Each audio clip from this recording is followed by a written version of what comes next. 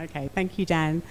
And may I join Dan in also acknowledging the traditional owners of the land on which we're meeting, and just reflect on our context here at the Queensland College of Art, and that this has been a place of teaching and learning for millennia. So we're here in Jeff Gibson, Countertypes, the exhibition, and some of the features of this show are absolutely obvious in this space, which is the use of found posters from cinema, documentary images from Time Life magazines and different modes of journalism. And Jeff Gibson, it's said, is part of this pictures generation, which emerged in a particular time of our contemporary art history, where advertising or mass media imagery is reworked and repurposed for artists' aims, often with the inclusion of text. But I just thought it's sometimes really interesting to think about language and to kind of get suspicious about it and where these terms sometimes come from. So I'm just going to read you one of the dictionary definitions of appropriation as just a way to get started, and then maybe we can all talk about how we respond or don't when it comes to that kind of setup. So a dictionary definition, which would be the action of appropriating something. So an example would be the dishonest appropriation of property.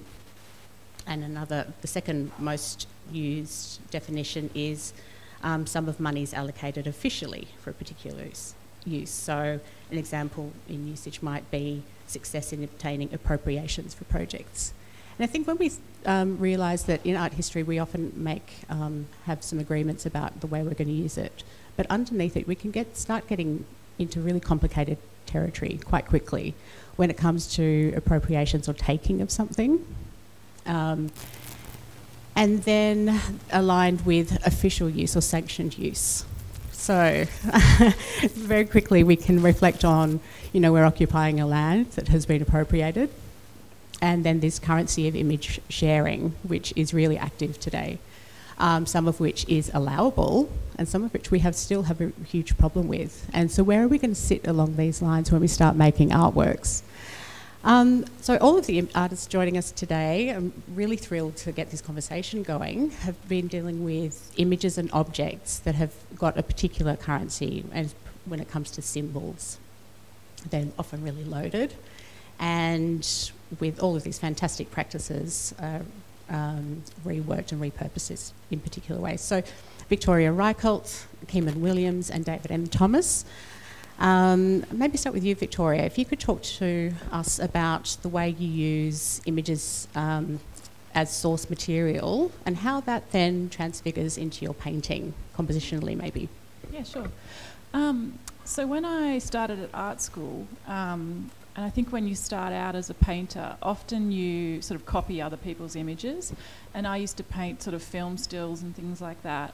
And then I sort of started painting objects. And I kind of had my use of appropriation came from this place of anxiety where I didn't want to get in trouble. And so I started painting, and actually I think it's on the slideshow that'll come up soon. I started painting images so if I found an image in a magazine that I liked, I would paint the magazine. So if you just go, those ones. Mm-hmm. I would paint the magazine as an object. So I was kind of making it clear that this was an object that I was painting, a found object, and that I wasn't trying to pass the imagery off as my own. So, and that's kind of what I'm doing. I've got a show coming up in November at This Is No Fantasy in Melbourne, which I think are the next works, where I'm taking these found objects, these old magazines, and from like the sort of 50s and 60s, and they've got all these environmental warnings, and so I'm kind of repurposing them and making paintings of them to show that, the environmental crisis is still sort of plaguing us, and what a debacle that is. So but it all kind of started out in that place of anxiety of thinking, well, I'm not kind of good enough to have my own imagery yet when I was at art school, but I wanted to use imagery, so I'm going to paint these things as objects to kind of keep myself out of trouble. And then as you slowly kind of get confidence... Is that like copyright law trouble? Well, and just like all-round trouble, I don't know. I feel like it's kind of the kind of appropriation, like the Richard Prince and that kind of stuff, it's pretty ballsy, and I just that wasn't me as an artist anyway. So it was kind of a way of finding my place in the world in a way that was that didn't cause any trouble. And then when I sort of became a better artist, I could take my own images, and I sort of ended up finding my own way that way. But it's funny how, for me, it all started from that place of sort of not wanting to get into trouble, and just sort of, but liking other people's images, like saying, I like, a still from a David Fincher movie, I like the look of that. And so you start off painting that, and then you find your own way to kind of, to make your own images like that. So it's kind of interesting you mentioned some of these published sources, which is a form of looking to authority, isn't it? And then through that. Yes, and I was actually just having a conversation with Rosemary recently about how it's funny that when you think about like the National Geographic magazine, you think that was the great authority in the sort of, 1960s, and Life magazine and things like that, but really it's a very white, it's a very Western, it's a very American look at the world. And so it's interesting that they are kind of voices of authority, but even then they're kind of these problematic things as well. Keemon, we'll move to you. So is there any particular place you want me to start, or I can just... Matt, you can speak broadly to your work and how, I think when we spoke previously, you actually do use the word appropriation as a strategy in your work. Yes. So maybe you can talk a little bit about that. Yeah, I guess for me it's important to explicitly use appropriation as a methodology, not just being Indigenous, but existing in a practice that can be defined or associated as post-colonial. Because for me, there's always been this idea of creating imagery, creating artwork, but in a Western sense, that notion of copyright or the existence of a system to maintain, archive, and propagate image is something that is distinctly colonial. So for me, appropriation I use in my practice as something to help break that down, or use appropriation to show where there's lapses in just either the credibility of something or the opportunity for a more authentic, engaged response to that. Like in my work, I'm also trying to tackle this idea that as an Indigenous person and an artist, you're also dealing with the greater weight of Australianhood. What does that mean? And for me, it's often been defined by, the larrikin, or this sort of, this speaking truth to power, or this sort of anti-hero identity, this kind of masculinity of the boxing kangaroo. And I think it's something that, it's not something that's been necessarily formed in a way that's egalitarian. And so it's almost like it's fighting, but what is it fighting for? And so, like with this body of work, and there's also some boomerangs in here that are using appropriation in a I guess both a literal sense, but also in a conceptual sense, that these were taken from just basic tourist shops, where you might find the ones that are just MDF milled ones made in China, and that idea that a shape is also something that can be translated as culture or words, and so therefore that in itself, that cultural appropriation or the stealing of an object or its shape is something that inherently reflects back on us, because we then produce that and we incite the production of those imageries, and that consolidates who we are and how we are represented. So for me, I bought one of those and made my own molds out of it, stole them, and then reproduced them in ceramics. So it's that material appropriation of, I'm stealing a form that was stolen from me and my culture, and putting it in something like ceramics, which if you look after it can last for thousands to 1 million years. It's that idea of appropriation in a, I guess, postmodern contemporary sense can be used as a tool to, I guess, showcase areas in which there are those blind spots within the greater understanding of artistic practice, and even just identity at a base level. Yeah. And David, so you've been... Hello. Hello. You're actually in Sydney at the same time that Jeff Gibson was practicing some of these, and there's some overlaps in terms of your use of appropriation and text. Would you like to talk about your work and perhaps describe a time where discourses of appropriation were kind of happening amongst your milieu?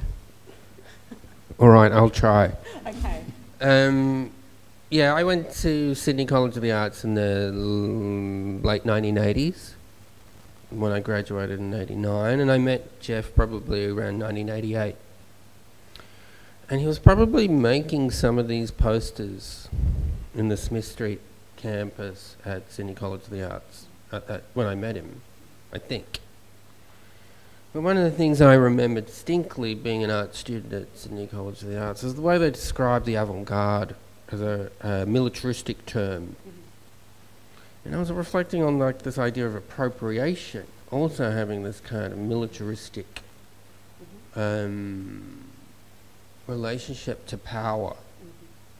You know, like quite a kind of aggressive term. And also I was thinking, I've been reading the Susan Sontag biography, which is amazing. If anybody gets a chance to read it, it's incredible, by Benjamin Moser. And it's this idea that photography gives people a power, a sense that like the person who photographs and also the person that looks at photographs, this kind of sense of power, you know. So all those kinds of ideas are what you got sort of in one kind of hit when you went to Sydney College. And yeah, it was all very kind of, it was a very intense time. And I was thinking about how Jeff was really generous with his time when he was here for quite a short period of time, but he spent a bit of time with my class in expanded practice and in the River Studios, and he described himself as postmodernist, and I hadn't thought about that literally in 20 years, really, about being a postmodernist. But I guess like we both were, and to hear you to say that just then was really, really interesting. And that you know, considering your practice within a postmodern context, in a contemporary sense, you know. So, yeah, that's guess how I'm sort of approaching that notion of appropriation. And I had that phone conversation with you, where you said, "Oh, I don't think about the word appropriation," and I think, or I have, that doesn't come up. It doesn't come up a lot, you know, in conversation. Well, I think what I was proposing, but you know, it's not a kind of like, what it is that I think that word, because of its militaristic aggressiveness, doesn't really suit the mood of our time, you know? Though it's appropriate in the context of discussing Jeff's practice and that time of the 80s and early 90s where those kind of, it was ironic, like, you know? well, something that's, Keemon mentioned, and it was also in your discussion about, there's this sort of anti-hero, or what's at stake when you're taking images from someone else's, existing images. I think we were talking about found images is used quite often. I was interested, Keemon used actively the word appropriation as a strategy. And I was wondering whether, this moment of appropriation practice had started to become a period, easier to periodise with a little bit of distance from sort of an 80s, 90s. And whether, because we have access to images so readily, that our visual literacy has shifted a little in the sense that we can view things as, view our exchange of images within a remix kind of culture, where everything's understood to have an origin elsewhere, and therefore by repurposing or recontextualising, that's where you join in. I think also, I think you know, with Instagram and Facebook and Twitter and the internet and everything, the images are just thought of in a different way. Like, we were talking about how I remember, you know, even 10, 15 years ago, you'd go to a gallery and it'd be no photos, no photos, no photos. And now it's like, oh, here's the hashtag. You know, like, I think images, you know, you talk about the saturation of images in the culture, which we've been talking about for a long time. But I think now it's just peak, you know, madness. And they're just thought of in such a different way to when the idea of appropriation was a big kind of thing.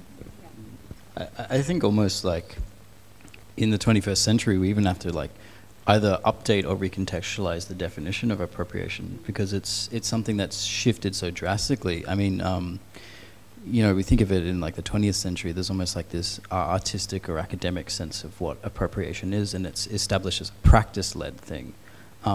Whereas now it's like appropriation is something that reflects on the experiential. It's like, I appropriate someone every time I see an ad on Instagram for clothing, and I'm like, I want that jacket, I buy that, that's appropriation. Every time you send someone a text or an emoji, right, you're appropriating the text work someone else has made.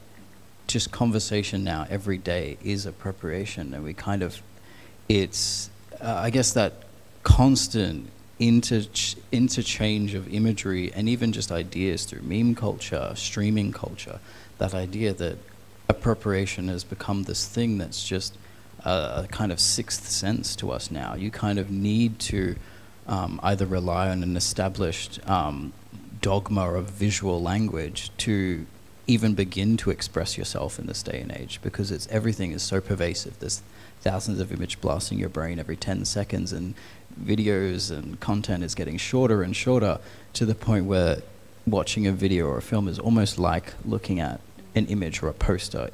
You need to understand the point of that and then share it, go to the comments, read what other people are saying. I think it's become something now that, yeah, appropriation is just kind of something you can't avoid, and we're seeing it all the time with content theft and all of those things. But it's interesting to me seeing it turn into something that has become so personal and about how we see the world now. You can't avoid it, I think. Yeah, so you've reflected that there's a fluency with, you know, image sharing, and it's become just another language that we all kind of agree upon, the symbology or loaded terms, but they're now attached to an image rather than a word.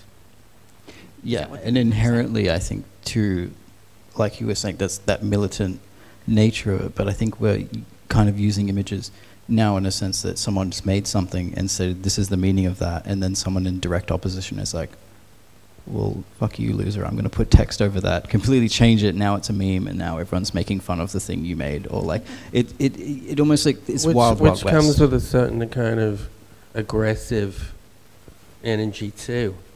Yeah. You know, that kind of claiming for yourself, and empowerment through doing so.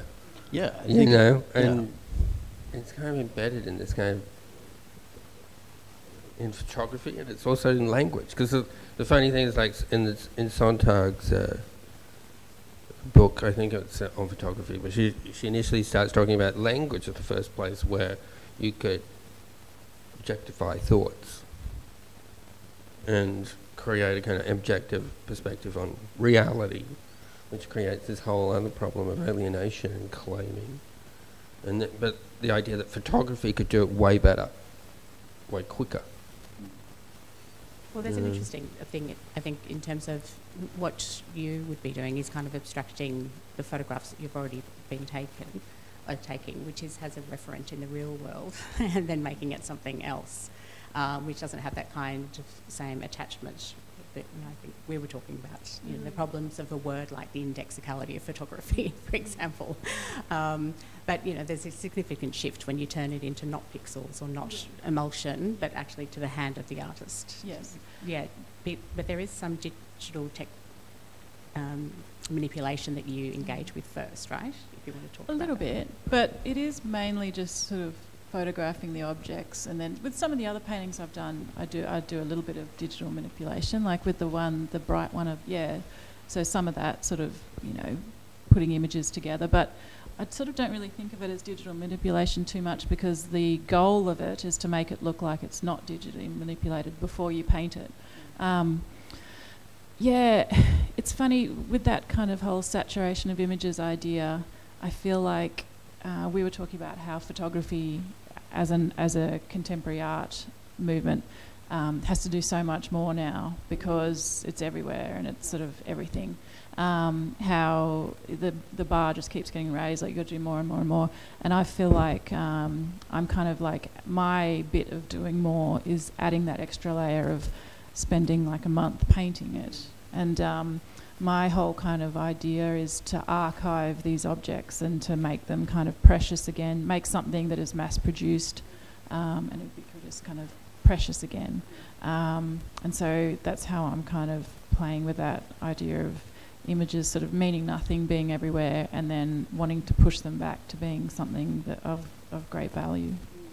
And you were talking about a particular kind of way that repurposing images, Keemon, was a way of highlighting some of the lapses in culture.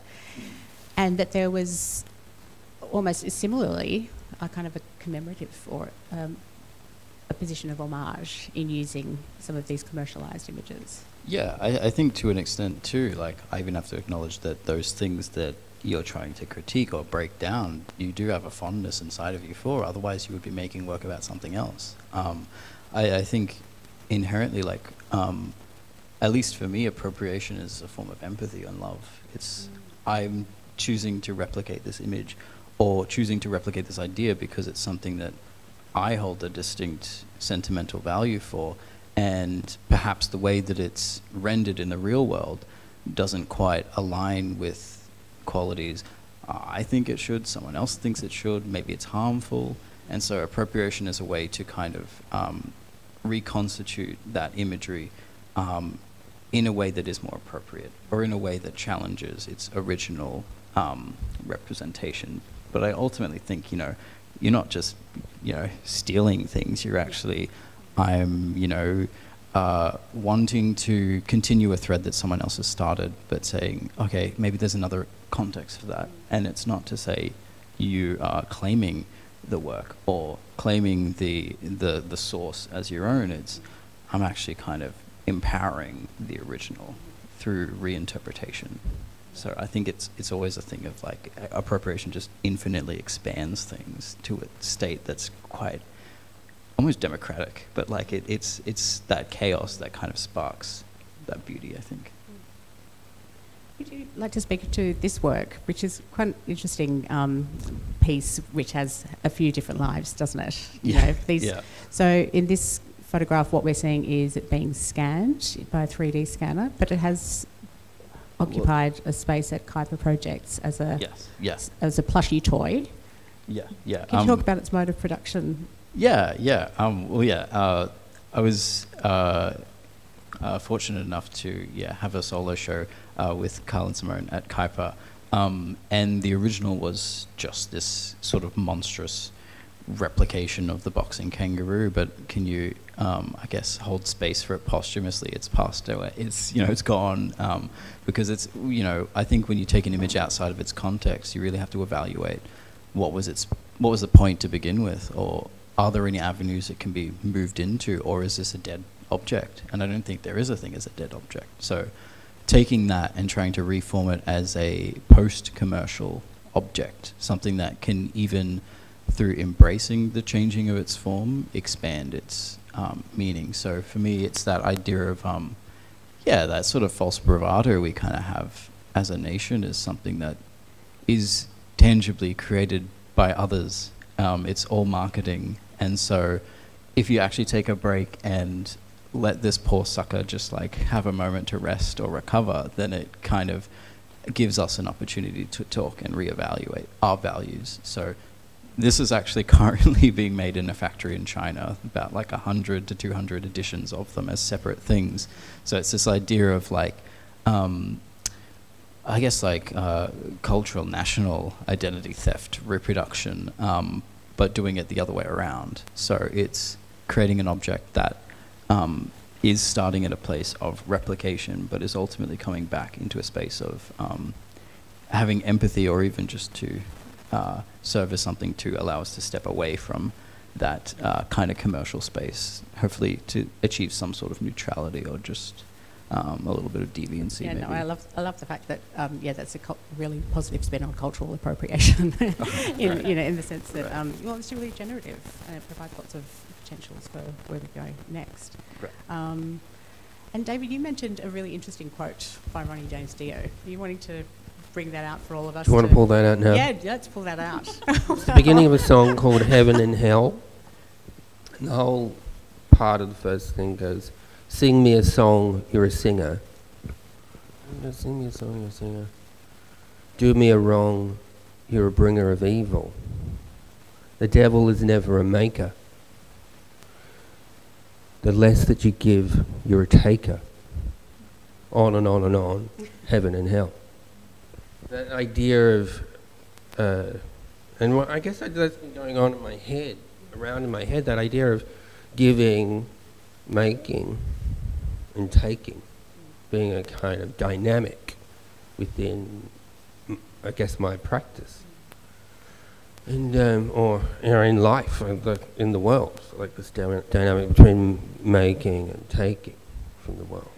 But this notion of evil is invoked in that quote. I know, it's very moralistic, but it's Ronnie James Dio, and it's heaven and hell. I'm assuming he was a Catholic, which I'm not, but it's a fantastic piece of art still. Wonderful piece of metal. Yeah, that's what's been going on in my head. Well, I mean, you were talking about... But going back to like this idea of cultural appropriation or misappropriation, the other thing that sort of occurred to me when I was like going through all my notes and stuff is this idea of rock and roll and Chuck Berry. And Chuck Berry basically made a form of music that didn't exist before, much like the guys who made heavy metal. But when Chuck Berry took rhythm and blues, black American rhythm and blues music, and combined it with hillbilly music, kind of Appalachian, kind of chinky chink music. And because of the radio, nobody knew that he was black. And it caught on. People loved it, this combination of things. People would show up at his performances thinking he'd be white because of the way his voice sounded, not knowing any of this stuff. But this kind of, that's what also made me think about this idea of like continuing things and the intention that you use basically material for, the intentionality that you use it for, why you do what you're doing. So you can actually sort of maybe even appropriate modes of practice. I mean, you had quite an interesting take on what Jeff was doing with these Shyster Pretender. Yeah, I was also thinking about like Jeff was very inspirational for me as a young guy because I was a couple, maybe 2 or 3 years younger than him, and to me it seemed like when I met him, the second time I met him, or like 3 or 4 years after I'd met him, he was the co-editor of Art and Text. So he was an active visual artist, but we had this name for him in the art world back then. We called him the Spotter, because he worked at Art and Text and he wrote reviews. So what you wanted to do is to get Jeff to come see your show, or like I was running a gallery, so we would be getting Jeff to come and see shows, and we'd be talking to him on the phone, trying to get him to review the show and put it in Art and Text, which we occasionally were successful at doing. But this, so Jeff not only had like a visual art practice, but he was someone who had appropriated the role of being a critic and a publisher. Because in all these small institutions, they have to do 10 things, right? And he didn't wait for somebody to give him the job, really. It was like, he went in and said, I'm going to be doing this kind of thing. Paul Foster, Paul Taylor? Is it Paul Taylor? Paul Taylor would have seen Jeff and gone, yes. But yeah, I saw it, and these posters were, I guess, seemed to me to speak of his sort of desire to play roles and appropriate roles. Well, could you talk about, you know, appropriation in your sort of use of it through your practice? I mean, there's quite a lot of DIY, poster making, pulling of text, which you've got up here. Yeah, well, funnily enough, like that, if you go back to that collage, that comes from Time, like a Best of Time Life magazine. Yeah. Or actually, no, it's not. Sorry, I saved the Time Life magazine. It's from an anniversary issue of Rolling Stone magazine, which fell apart. And during like the first stage, the lockdown that we had up here, the short lockdown we had up here, I started cutting it up and using it for collages. Essentially, cutting out the people, thinking, oh, I'm going to use these people. The people are the interesting part. And then what became the interesting part was the fact that the people, all those people that I talk to young people about, like, I don't know, Richard Nixon or something, and they go, who's Richard Nixon? And that's it, they've disappeared, you know, and just left this kind of space. So, yeah, so I mean, like, for me, like, taking stuff and making stuff, that dynamic is just something I accept. And I think the culture always comes from culture. But the point of the Ronnie James Dio quote is that there's an ethics involved with doing that. Obviously, you can't just take from the powerless, or you can't sort of be aggressive about it, you know. Well, you can, but yeah, I mean, there are consequences of your ethics. Well, no, for me, I can't be. I don't want to be aggressive about it. Yeah. I don't want to be kind of dismissive or Yeah. not acknowledge those people who you're taking from. Yeah. Because, like, you know, like recently in my practice, I've been taking and using materials that were left by my mother when she went into a nursing home, and using those materials or materials of my life partner, drawings that she's made, and using those for other kinds of reasons, more like your reasons in a way, in terms of like adding a new life to them. But that's because if I don't do that, they won't have a life.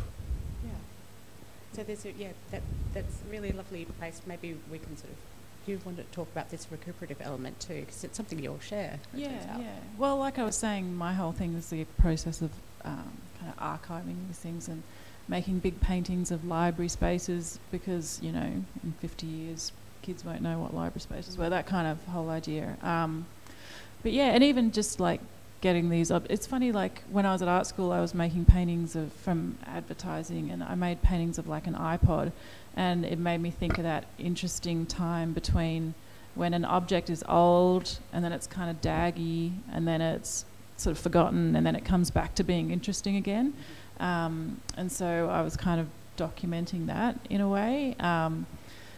And yeah, just that idea of kind of rescuing these objects. And it's the same with the old magazines. Like, they're these things that sort of I buy them off eBay, and you know, and they're $10 or something for this historical document from like the 50s, and yeah, it's sort of this idea. I like the idea that you're preserving them and sort of holding them, keeping them sort of in canvas forever.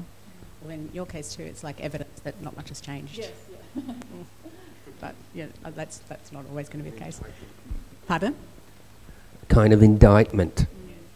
What's been going on for the last 30 years? Yeah, there's sort of this, it's like a gentle kind of, it's like this is bullshit. This was in the 50s and the 60s and people were talking about this and nothing's happened, but they're, you know, it's kind of doing it in a polite way. I also think it's important to kind of acknowledge like the role that arts play too in the broader, I guess, contribution to culture. And I think appropriation plays an important role in that too, where you can sort of reignite past icons and remnants of history, and as soon as it becomes an artwork, then it's again of cultural value. It's been reignited, and then even just the fact that this is being recorded, regardless of where any of us end up, it's archived, even just the conversation about archiving. And I think that's what's so powerful about appropriation, is that it immediately pushes whatever was before to the forefront. And it's like a recognition of prior knowledge. yeah, and it's also really special too, because it doesn't require any previous knowledge or experience. Anybody can appropriate, and I mean, as long as it's done responsibly. But like, it's not something that's it's both high and low at the same time. It's accessible, but it's also by like definition something that everyone has access and a right to. So I think it's really important to kind of like, yeah, I don't know, view it as kind of a friend. Like it's a tool that we can use for all these things. Well, that's a really good place to end it on, I think. We can view it as a friend. Sometimes, when it cooperates. Well, you know, I think, as you pointed out too, we're all using it. But at this point, we might just open up to some questions now that you're inside all of these three practices a little more. I can run around with a...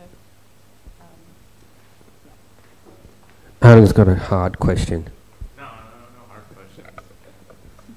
I kind of like have a comment to lead into a question, because I have so many thoughts that come up during this talk, but I just want to kind of focus it and start by saying it's interesting that appropriation seems so militaristic to you, David, or I guess that's where it's come from, you know, and now, like Keemon was saying, that it's, you know, I think with this new generation and the way that imagery is used, like you're saying with social media and things like that, bringing appropriation into my practice actually felt like respect to the original thing, like you were saying, empathy or love. It was like, before I actually had it as a methodology in my own practice, that it was feeling more like stealing, or I felt like it was just fan art, or it was like not authentic to what I was trying to say or my own voice. And then once I used appropriation as a tool, it was like respecting the original, but again, continuing it into the next iteration of whatever that thing is. So that was just, I found really interesting, that kind of dynamic of the way it's viewed differently. I like the empathy and the love aspect. I thought that was really interesting. And then... Yeah, I was just trying to paint like a cultural backdrop. Right. Yeah, I get that. The terrible, mean world that I'd come from. That we all came from. Right. And we're still in. But, you know, I agree. Like, I think you got to be careful and kind and respectful and, you know, in your practice, just generally. Mm-hmm.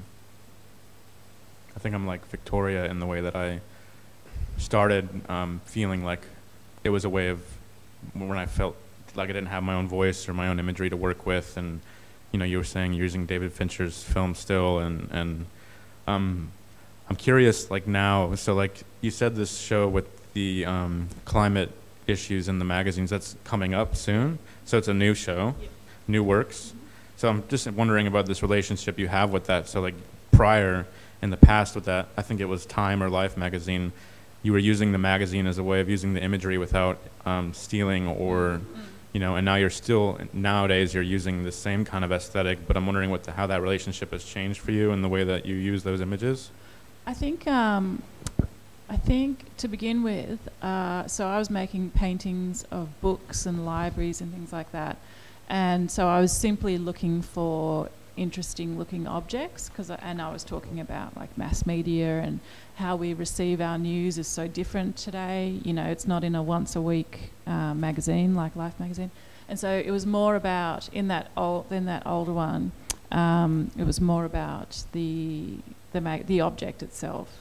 And then I started, I used to just buy them because I liked the covers and I wanted to paint them as objects. And then I started to look at them and then was quite shocked to see articles about the environment in the 50s, you know. And I thought, I didn't realise that was a thing back then. And then you do go through the whole process of going, that's terrible, you know, that we haven't done anything about it. So for me, it's sort of moving away from them as objects and looking at them more, the sort of like what's inside them, and looking more at the text. And I'm sort of painting a lot more of the text now, as opposed to just doing the covers. Thank you.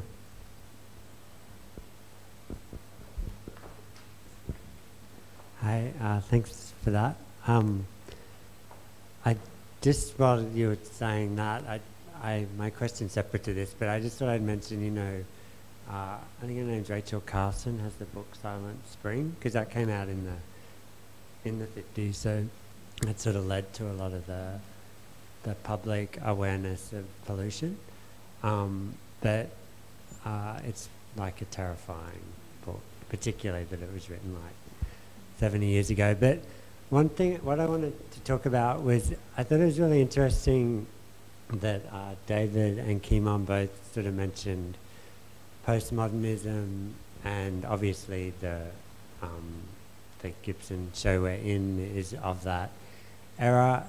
But Keemon also mentioned like about bricolage, and so say postmodernism, right, talks about bricolage, drawing on earlier theories of, well, to say bricolage is, it's kind of like redundant because that's what everything is in a sense, which is kind of what Keemon was saying. But I'm interested now, like the kind of acceleration of that since the 80s and the height of that. And there is kind of a return to some of the artworks made then, like there's a resurgence of interest in like Ed Ruscha or David Sally and people like that, who weren't really about critique. Like, so say...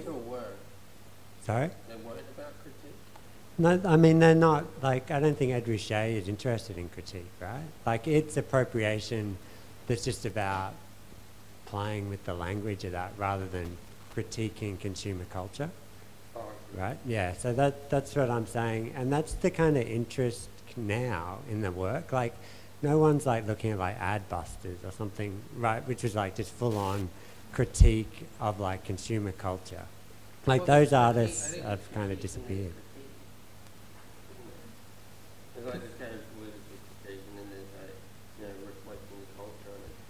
Yeah, I'm not saying that's a bad thing. Like, that's what I'm saying. I'm really interested in Keemon's approach, where it's very explicit that it's sort of like, it isn't about critique. It's about kind of pushing and embracing this. Yeah. And I'm just kind of interested in more, like, in elaborating a bit on that, like, in terms of, well, like the resuscitation of postmodernism in terms of some of the interest in the ideas now is there, but there's this kind of change where it's like it's become so internalized that you can't kind of, you may as well kind of think with it rather than trying to think. Yeah, I kind of tend to think of it too as like, I don't know, we're all human at the end of the day. There's only so much that collectively we can compartmentalize all of these things, and so it's like everyone thinks they kind of have a recollection of the 80s, but it's like it's become so skewed and stereotyped and then ultimately dissolved from that reality. And so I think like what's interesting about these conversations and appropriation is that like I don't know, it's almost like trying to think in the present and the future about like the preservation of those conversations, because like it's almost interesting in the fact that like without appropriation, or even just trying to think of it in like musical terms, like sampling, if you make a work and you use someone else's beat, you've put it into your work to enhance it, but you've also invited contemporary viewers who didn't work in that context to look back at that library. And I think appropriation, particularly in this context, has that power to say, okay, we want this to be preserved and we want this to persist, because otherwise it might just exist as like something completely different. I mean, I always think of like early Hollywood and James Dean. It's like there's all those controversies about like, was he really a bad boy? Did he do this? Was he this? Was he that? But now it's was like... he the human ashtray? Yeah, and now you go on Twitter and it's all like, oh yeah, he's like an LGBT heartthrob and he was like doing all these things. And so it's like, we can only really view the past through our current lens. And so it's like, I think it's really interesting how that always filters in and plays into it. And I think it's like, I guess almost like appropriating, even if you just do it like as is, you just take someone's form and put it as a presentation. It's almost like saying, oh, I just took an existing work and framed it, so it's not going to be destroyed. Like, I like that aspect of it, that it's this continuous, like, cyclical thing that, you know, it's like always kind of like an artist's, I feel like, I don't know, artists always involve themselves, and I don't know if it's a narcissistic thing in history, but, like, you know, we kind of like to just have something that's, you know, a reflection of our taste, I guess, in the world. Might be that, no, I was wondering, we're speaking at a really interesting time in history, don't you think? Which is so different, and I think maybe you mean that modes of empathy that you're all kind of reflecting on, this recuperative dimension, is such a different moment in history, really is, wasn't it, to when, you know, theories of appropriation or postmodernism were coming about. And I'm wondering, like, there's this, you know, the quote by Lyotard, which is all about, like, the end of the grand narrative. We're all about the particular narrative and, like, locality and the personal and the minute, and honouring that. And now that there is, you know, yeah, we've had social media happen and we're in it, these, you know, the postmodern, which was the end to these, you know, the modern, the big narrative has come back. But now we've actually been through some really traumatic events. So, like, COVID, there's been a whole range of realising that our consciousness needs to be raised and we need to act again, like actually change the culture in which we sit. And then maybe those tiny images have just a different personal and political inflection.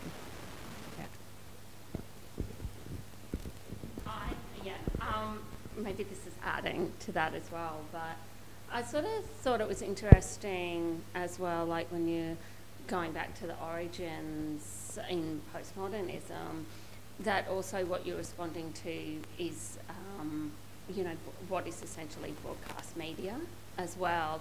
So the critique becomes inherent just in talking back, whereas I think in contemporary, the context of the contemporary landscape, the talking back is a given as well. So we, you know, when you talk about social media, that is a two-way technology, whereas if you're looking at cinema or well, really anything from the 80s and 90s and broadcast television, it's actually a one-directional thing. And so the artist or appropriation was this sort of aggressive answering back in a way. And you used a term, irony, which was, I thought we'd never get past. And I think this, like... I think we have. I think we have, exactly. And it was interesting. I think we're living in a post-ironic time. I think we are. And I think that's because there's a I try sense- explaining it to young people. Well, I don't get it. but this, I think, is because irony assumes this position outside from which to critique, in a way. Yeah. You know, you assume, and there was, like, in the 90s, this all-knowing, like, where everything was ironic. And I think that's about this lack of dialogue within the media, because the critique comes in just saying anything back to mass media, whereas, yeah, I think it's just part of the way mass media operates now. I mean, even, you know, if So, you have if you think about mass media in the 80s, it seemed to have some sort of organisation to it. Yeah. Some kind of centrality, you know, and that's just not the case now. Oh, well, maybe it is, like the distributors, the people that manage the programs and stuff, and you know, Google, Facebook, whatever, Instagram, Twitter, you know, they're all, you can identify it. But the communication that goes forwards and backwards, and, you know, what gets talked about, what doesn't get talked about, it's fairly decentralised. Yeah.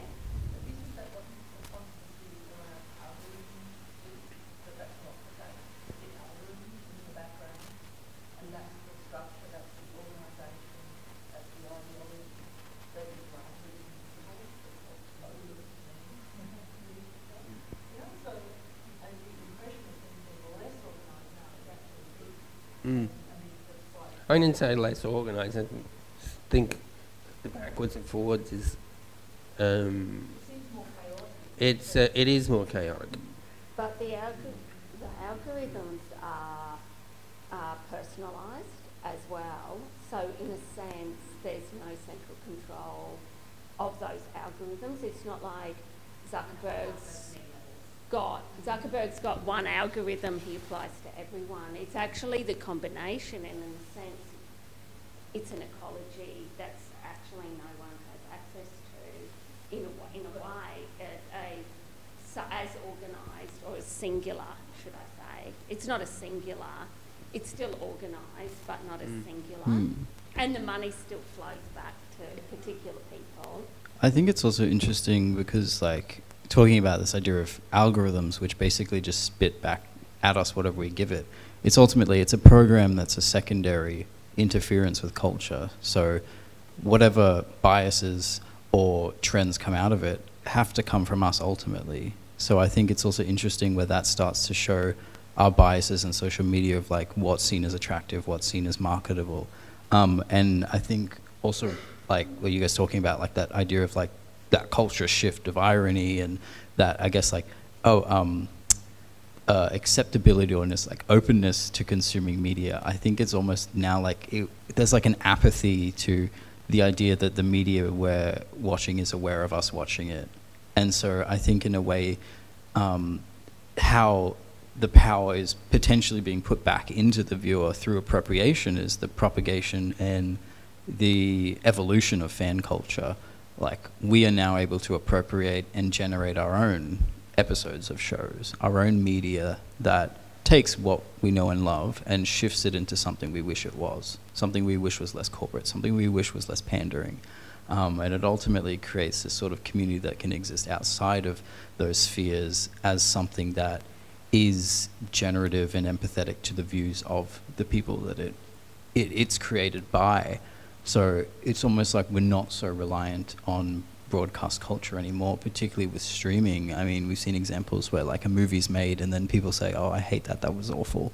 And then they petition to release another version of it because, yeah, sure, releasing another version means it's going to be a completely different film. It's like, no. So like there's a much more, I think, awareness for corporate and conglomerate media that we ultimately hold power with our participation, because now it's all transitioned to streaming and apps and things that we're native to, but these corporations are trying to like get into. Right.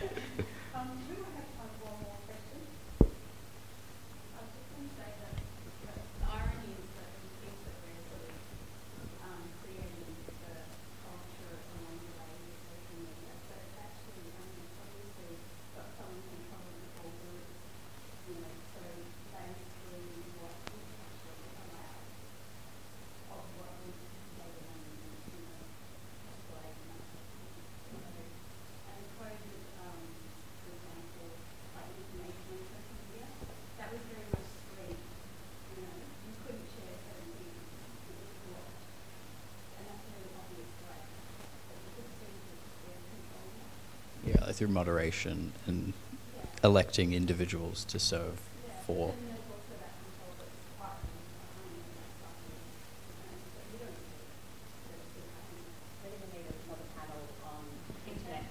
Yeah, we're off topic. We're in uncharted waters. Where talking about really intentionally using their image forms. Thank you so much for your time today. It's been really fantastic to chat.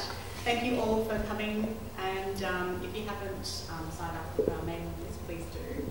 I have to spruik that we've got a really fantastic publication with Angela Glover and Dr. Westgill over